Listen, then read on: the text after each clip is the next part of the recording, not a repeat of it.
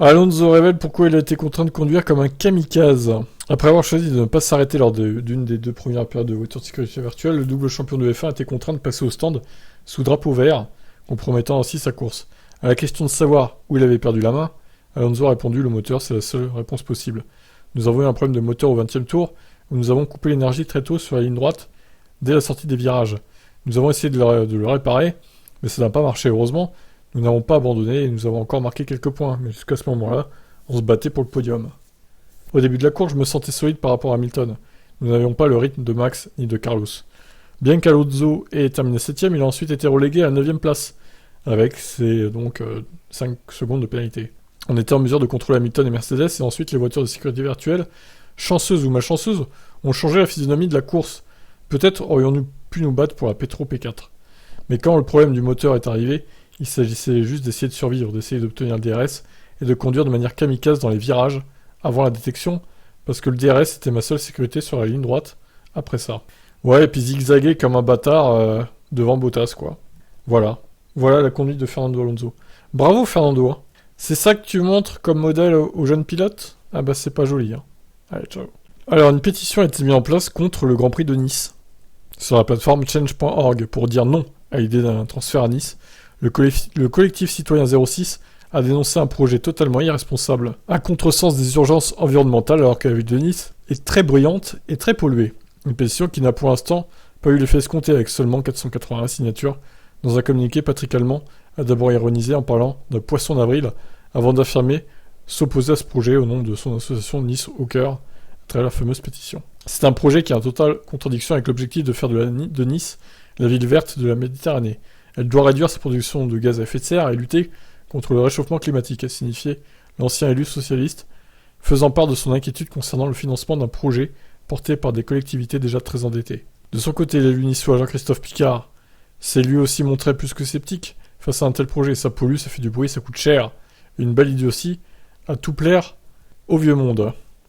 Actuellement disputé sur le circuit du Paul Ricard au Castellet, dans le Var, le Grand Prix de France a fait son retour en calendrier en 2018, sous l'impulsion de Christian Estrosi et de la région Provence-Alpes-Côte d'Azur. Un événement qui engendrerait 78 millions d'euros de retombées économiques en région sud. Pour rappel, le Grand Prix automobile de Nice a déjà eu lieu entre 1932 et 1947. La course se déroulait entre la promenade des Anglais et le jardin Albert Ier. Voir photo aussi dessus, un temps que seule une poignée d'anciens a pu connaître. Incroyable. Et à l'époque, c'était pas encore la Formule 1. Hein. Ça s'appelait pas officiellement comme ça en tout cas. Donc voilà. Bah écoutez, c'est pas très bien parti pour ce Grand Prix de Nice, mais encore une fois, est-ce que c'est logique ou pas de faire un Grand Prix à Nice qui est à 30 km de Monaco? Est-ce que ça fait pas un peu doublon au final? Alors, j'ai allumé la pétition là, 688 personnes ont signé. Bon, ça augmente doucement mais sûrement. Alors à vous de me dire, hein, est-ce que vous allez signer cette pétition ou pas?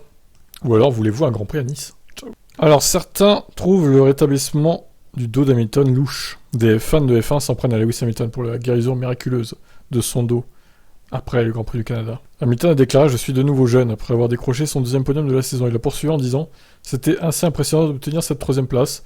Nous devons nous battre cette année avec la voiture, mais nous restons vigilants, concentrés, on n'abandonne jamais. C'est quelque chose dont je suis fier. Nous nous rapprochons, donc nous devons continuer à pousser et pousser. Et avec un peu de chance, nous finirons peut-être par être dans la lutte avec ces gars-là. 98 points de retard sur Verstappen. 4 victoires presque d'avance pour le néerlandais. Autant dire que c'est plié. Hein. Un utilisateur de Twitter a écrit: Lewis Hamilton est arrivé 3ème aujourd'hui. Il a miraculeusement guéri de ses problèmes de dos en une semaine. Mauvais acteur. Un autre a tweeté: c'est drôle de voir qu'en terminant sur le podium, son mal de dos n'est pas un souci. Choqué. Tandis qu'un troisième a écrit: patience, le mal de dos reviendra, s'il ne monte pas sur le podium lors de la prochaine course. Oh là là, les gros rageux sur Twitter, ça m'étonne pas. Hein. Mais certains aussi, hein, dans les commentaires, vous criez au complot, à la comédie de Lewis Hamilton, le plus grand acteur de tous les temps hein, de la Formule 1. Bon bref, vous en pensez quoi? Est-ce qu'il a joué à la comédie, Lewis, à Bakou, ou est-ce qu'il avait vraiment mal au dos et puis que du coup il s'est soigné avec sa physio là, et que du coup bah il est guéri quoi? Allez, ciao. Et c'est qui commence à s'énerver un petit peu le Binotto là? Bah alors, Mathia? L'affront de certaines équipes contre la volonté de la FIA de limiter par tous les moyens le marsouinage se confirme et prend une autre tournure. Ferrari désormais remet en question même la légalité de l'action entreprise par la fédération. La Scuderia estime en effet que les nouvelles directives techniques pour contrôler le marsouinage ne sont pas applicables en l'état.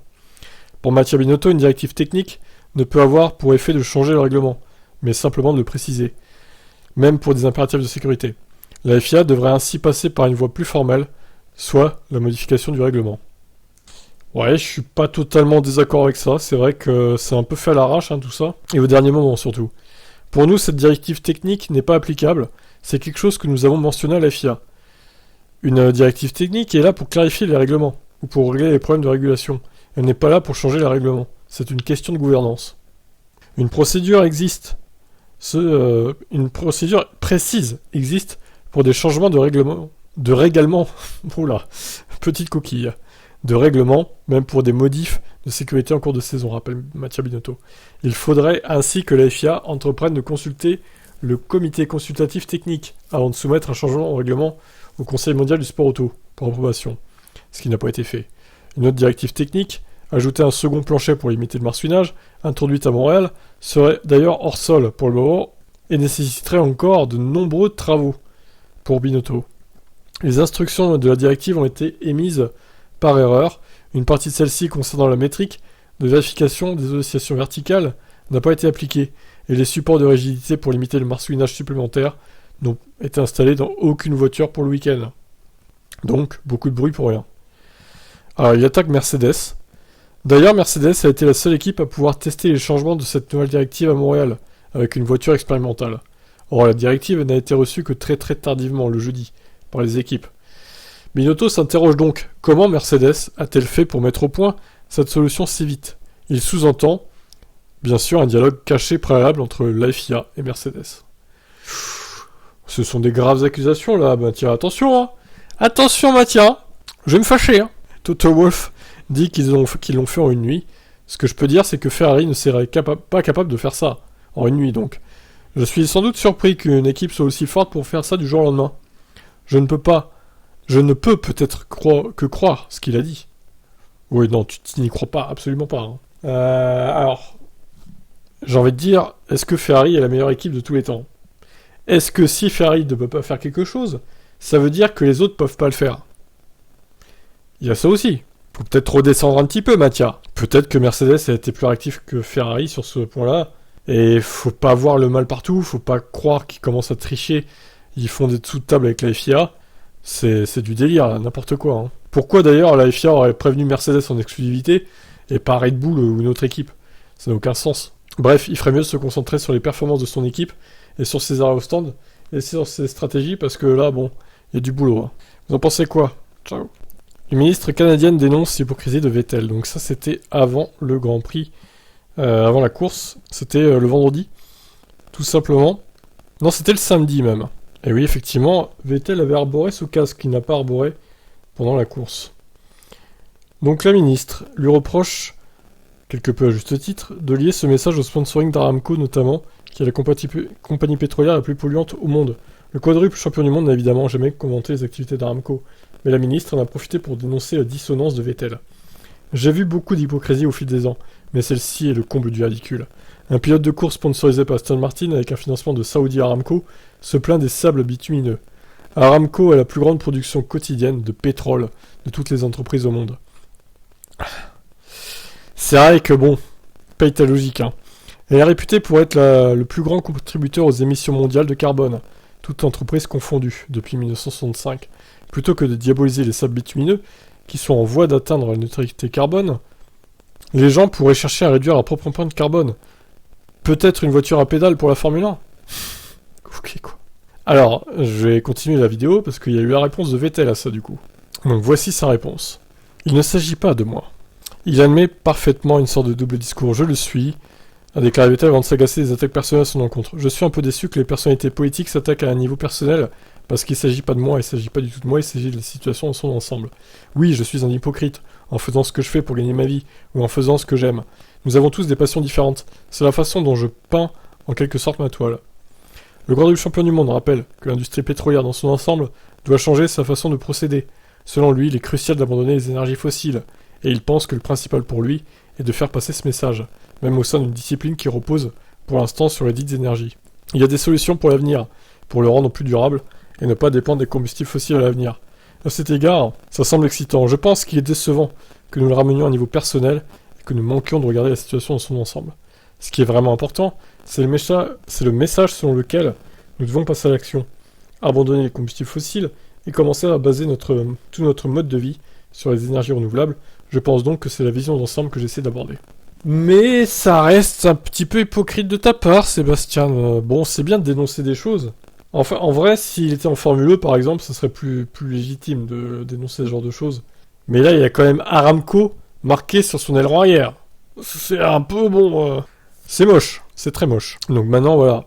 Pourquoi il a pas mis son casque pendant la course, il a changé de casque, seul lui le sait. Est-ce qu'il a reçu des pressions extérieures de la part d'Aramco qui ont dit oh, ça nous plaît pas trop, à quoi tu joues là en fait. Aramco s'est peut-être plaint au management Aston Martin. Ils ont dit on arrête de vous sponsoriser s'il continue ses conneries lui. Peut-être ça en vrai. C'est pour ça, c'est bizarre qu'il veuille pas dire pourquoi il a enlevé son casque là. Il aurait très bien pu répondre j'avais envie de changer, j'ai fait passer mon message, donc j'ai repris mon casque habituel pour la course. Donc bizarre qu'il ait pas répondu ça.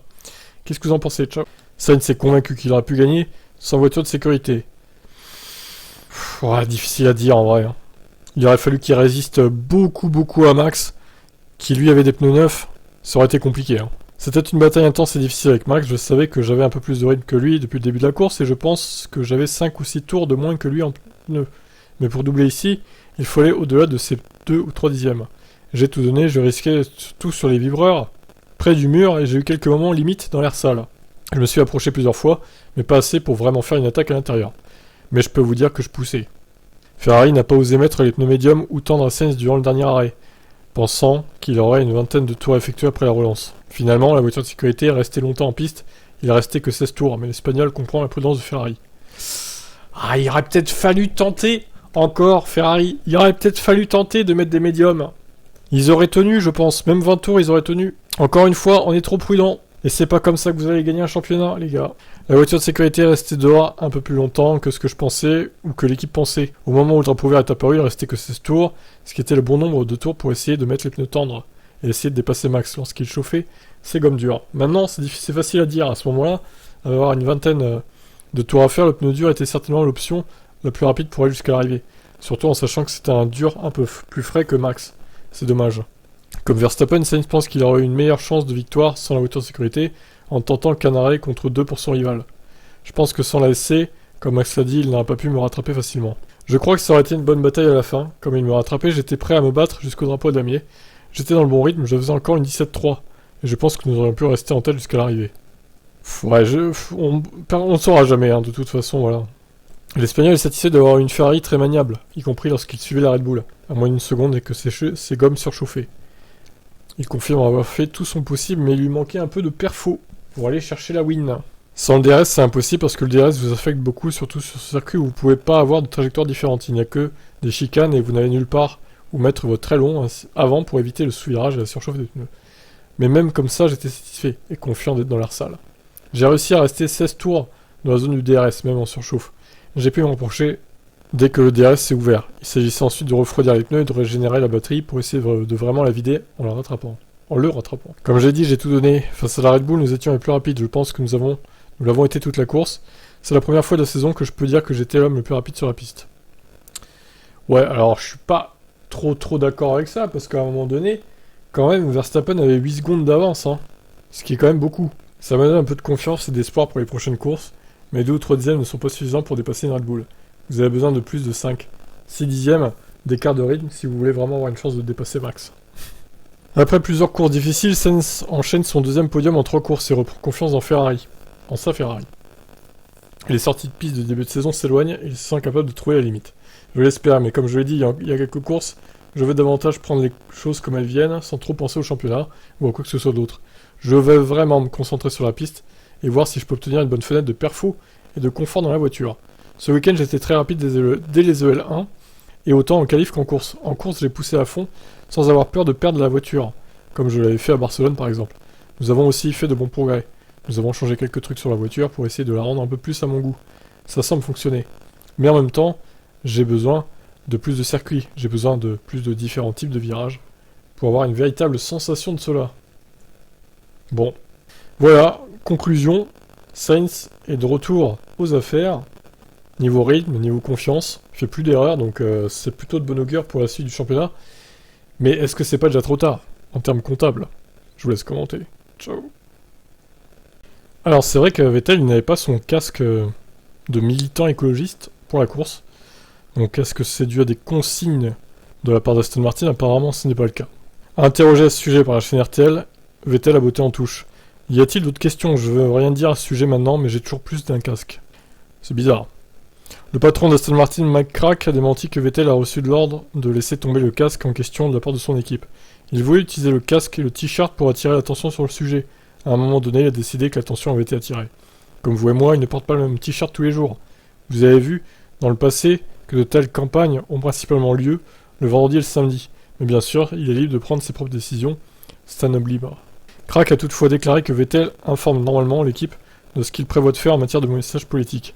Mais le pilote n'a subi aucune pression de la part d'Aston Martin ou d'Aramco, qui s'est retrouvé mêlé à la discussion avec la ministre canadienne sur le directeur de l'équipe. Et oui, ça n'a pas plu au gouvernement canadien ce message qui disait clairement que le Canada commet un crime contre le climat, contre l'écologie, avec l'extraction du pétrole, etc. Bon, écoutez, affaire à suivre, on en saura peut-être plus bientôt. Ciao, ciao. Hamilton, d'un vendredi épouvantable au podium le dimanche, il raconte le déroulement de son week-end. Donc c'était en conférence de presse. Après le Canada, c'est génial d'être au milieu de la bataille. Et pendant une seconde, à la fin, j'étais sur le point de suivre ces gars. Mais ils se sont détachés à la fin, ça nous a donné, à moi et l'équipe, beaucoup d'espoir. Je pense qu'il y a mieux à trouver avec cette voiture, le potentiel est vraiment là, si nous pouvons trouver les bons réglages. Je pense que c'est la chose la plus difficile cette année, c'est vraiment d'essayer d'optimiser les réglages. Malgré ces difficultés, le podium enregistré au Canada a eu un petit coup de sa première victoire en 2007, au même endroit. La fenêtre pour cette voiture est beaucoup plus petite que toutes les autres voitures que nous avons connues. Et oui, ça fait longtemps que je ne suis pas monté sur le podium.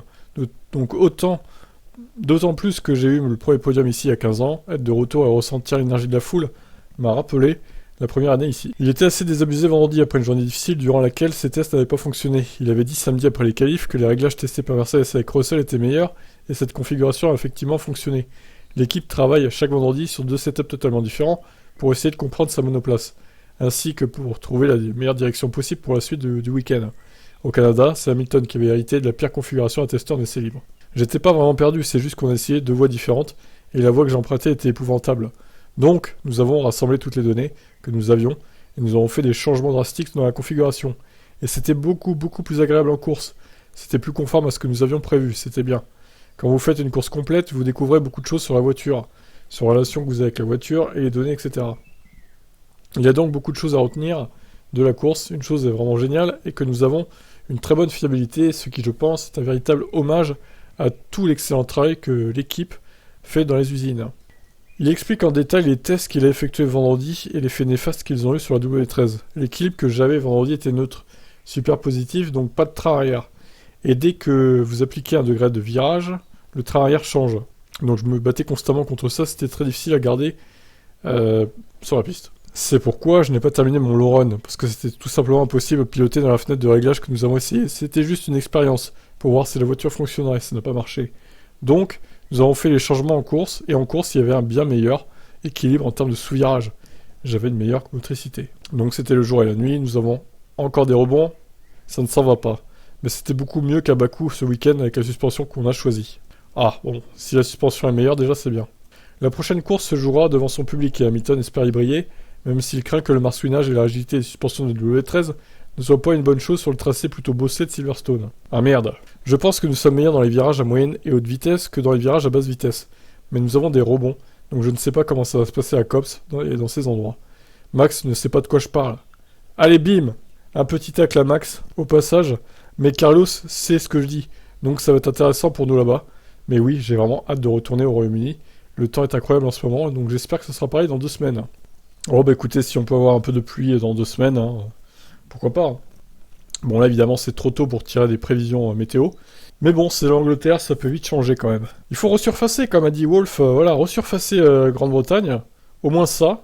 Allez, louer des camions, je sais pas, faites quelque chose, je sais pas combien ça peut coûter un resurfaçage entier d'une piste, honnêtement ça doit coûter des millions d'euros quand même. Resurfacer 5 km, waouh, ça doit être long surtout en plus. Bon allez, faites-le Mercedes là. Et vous, resurfaçage. Ciao ciao. Allez, félicitations à Helmut Marko pour avoir résisté à Sainz. Nous avons gagné Plusieurs courses d'affilée, a déclaré le directeur de Red Bull. Nous menons les deux championnats. Max pilote de manière irréprochable, tout cela est formidable. Mais nous avons aussi un problème avec la voiture de Pérez, que nous devons étudier. Et la vitesse de Ferrari ici en course était vraiment impressionnante. Nous ne devons pas laisser tomber. Donc ça c'est Horner. Hein. La pression de Sainz à la fin de la course était immense. Max n'a pas vraiment réussi à sortir de la zone du DRS parce que la Ferrari était beaucoup plus rapide que nous dans la deuxième section du circuit. Ça c'est Horner. Marco, pardon, on les confond. Hein. Le fait que les pneus de Max étaient plus vieux a bien sûr joué un rôle.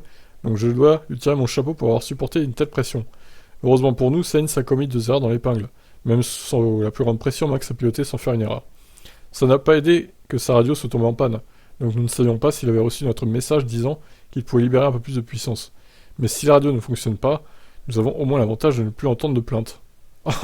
Allez, ça c'est fait, bim, dans ta gueule, Max. Magnifique, Helmut. Après la course, Red Bull penchait pour une défaillance de la boîte de vitesse concernant Pérez. Marco a confirmé ça. Elle était bel et bien en fin de vie, mais elle aura dû tenir. Ça a peut-être un lien avec l'accident de samedi. Ils vont lui rejeter la faute maintenant à Pérez, alors que Pérez a dit c'est pas forcément ça le problème.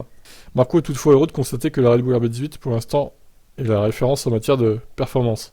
Mais elle a encore de la marge pour progresser. Notre voiture est toujours en surpoids, c'est le point négatif. Le positif, c'est que si nous parvenons à perdre plus de poids, nous gagnons beaucoup de temps. Ouais, alors beaucoup de temps, faut relativiser. Hein. Je suis pas sûr qu'il gagne 3 dixièmes ou 4 à cause du poids. Hein. Ce sera plutôt 1 dixième peut-être. En revanche, Marco s'attend à voir Ferrari être plus rapide à Silverstone sur un tracé qui devrait contenir la F1 75 et sur lequel la Scuderia aura des évos. Ils étaient très rapides en Espagne, ils auront des évos pour Silverstone. Ça sera une course difficile pour nous. Alors, moi, j'aimerais bien que, à la limite... Alors, pour le championnat, je préférerais que Leclerc gagne, pour le coup. Mais évidemment, le cœur parle et je préférerais qu'Hamilton gagne à Silverstone. C'est sûr.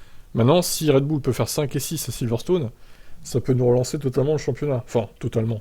En partie, quoi. Moi, je dis oui. Hein. Mais bon, ne pas les enterrer trop vite, hein, Red Bull non plus. La voiture est assez polyvalente et rapide un peu partout, donc je pense pas qu'ils seront largués quand même à Silverstone. Hein. Faut pas croire ça non plus. Hein. Voilà, pour ça, je vous laisse commenter. Ciao. Wolf félicite Lewis pour son podium avec une W13 pas géniale. Mais bon, elle est un peu meilleure hein, quand même que n'était à Bakou cette voiture. Bon, elle est un lieu qui a toujours souri à Lewis et il était très bon, avec une voiture pas géniale, donc il peut être satisfait. Il salue aussi la performance de George Russell. Le rythme de course était très bon, en particulier lorsque les pneus ont commencé à se dégrader. On rattrape les Verstappen et Sainz. C'était bien à voir. Après avoir fait un pari le samedi qui l'a fait reculer sur la grille, George a réalisé de bons dépassements au départ et affiché un rythme qui lui a permis de terminer derrière Lewis. Ouais, mais au final, bon... Russell, on l'a senti un peu en dessous de Lewis. Hein. Moi, je m'attendais pendant le live à ce qu'il attaque Hamilton, mais en fait, il a été incapable de le faire. Il n'arrivait pas à suivre, tout simplement. Bon, après, voilà, on peut pas non plus être tout le temps au-dessus de Lewis. Hein. Il faut que ça change un peu aussi. Ces 2 dernières semaines ont mis en valeur l'esprit d'équipe qui nous a permis d'aller chercher beaucoup de points, même si nous manquons de rythme, pour défier ceux qui nous devancent. Ouais, il y a encore 3 dixièmes, 3-4 dixièmes, ça dépend des tours à aller chercher quand même, par rapport à Ferrari ou Red Bull. Bon, on verra Silverstone, j'ai beaucoup d'espoir pour Silverstone, j'espère qu'on ne sera pas déçus. Vous pouvez voir que l'épingle est l'endroit où ils ont mis un nouvel asphalte et que nous avons moins souffert de la rigidité de la voiture, qui est le principal problème. Nous allons diversifier notre activité, nous allons nous lancer dans la pose d'asphalte, nous allons acheter des machines, aller sur toutes les pistes et leur offrir une nouvelle couche d'asphalte. On va voir ça serait fort. Allez, go, chiche.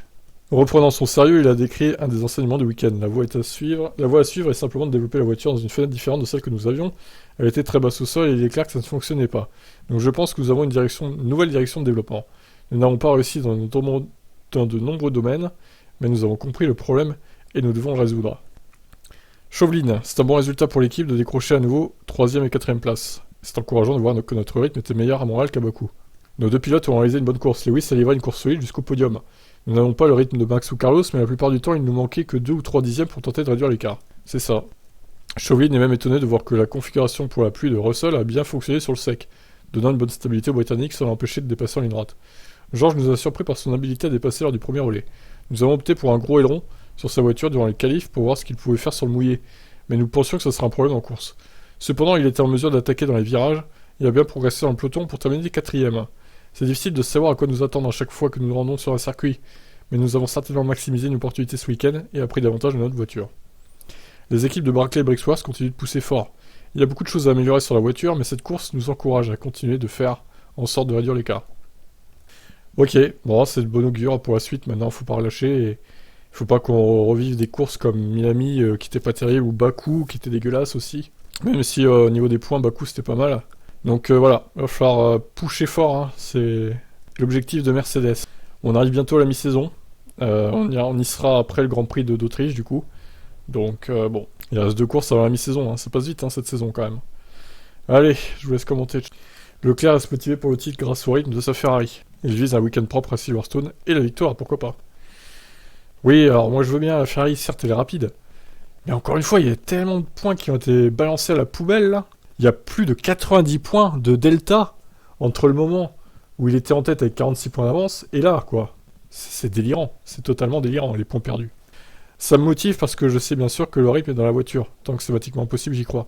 Je ne suis pas inquiet, je suis extrêmement motivé pour enfin avoir un week-end propre et montrer que nous sommes là et nous sommes forts. Alors oui, à Silverstone, j'espère que nous pourrons le faire. Avec des évolutions, gagner et marquer des gros points qui nous manquent depuis quelques courses. Nous pouvons voir qu'évidemment, Red Bull a également des problèmes de fiabilité. Oui, mais ça touche pas la bonne voiture, comme on dit. Ça touche toujours ce pauvre Perez. Mais c'est ce dont nous avons besoin à chaque fois, que nous avons des week-ends plus difficiles comme le Canada, juste pour prendre des bons points, et c'est ce que nous avons fait au Canada. Ouais, enfin, t'as pris des bons points, mais t'en as perdu encore sur Verstappen, quoi. À cause de quoi? À cause d'un problème de fiabilité et de moteur. Alors certes, là, il a un moteur neuf, donc j'espère que son moteur va tenir, mais bon. Compliqué, là, quand même, pour Leclerc. Hein. Alors, je me dis aussi, peut-être que Verstappen aura des pénalités moteurs. Ça, c'est même quasiment sûr. Je ne vois pas comment il ferait chez Red Bull pour utiliser seulement 3 moteurs cette saison avec 22 courses. Bien que ce soit un moteur plus fiable que le Ferrari, bon, faut tenir en moyenne plus que 7 courses quand même avec un seul moteur, ça me paraît beaucoup. Hein. Au revoir, peut-être qu'il n'y aura pas de pénal, Verstappen. Je vous laisse commenter, ciao. Verstappen confirme qu'il a perdu la radio en course. Bon, au moins lui, il n'a pas perdu la boîte de vitesse. La radio a décidé d'arrêter de fonctionner à un moment, comme vous l'avez constaté lors de mon tour d'honneur. Je n'ai aucune idée de quand ça s'est arrêté, mais à un moment donné, mon ingé m'a dit que oui, ça ne fonctionnait plus, ça devait être au moment de la safety car. Je ne sais pas quand ça fonctionnait ou pas, mais ça me dérangeait pas a priori. Tant que je peux l'entendre, c'est plus important. Ah oui, alors oui, moi je pensais qu'il pouvait plus rien entendre. Oui, donc ça va. Il pouvait pas leur répondre, mais il pouvait entendre. Ça va, là, c'est limité quand même. Hein. Et j'avais de toute façon fort à faire pour garder Carlos Sainz derrière moi. Et oui, ça me fait penser aussi qu'à un moment donné, il s'est énervé, Max, quand il a vu que Lewis est ressorti devant lui. Mais de justesse, hein, franchement. Et j'ai apprécié hein, le léger, mais vraiment subtil coup de volant qu'a donné Hamilton pour empêcher Max de passer. C'était mérité. C'était vraiment léger hein, quand même. Hein. Ça méritait pas une peine. Hein. Bon, je vous laisse commenter ce problème de radio. Ciao, ciao.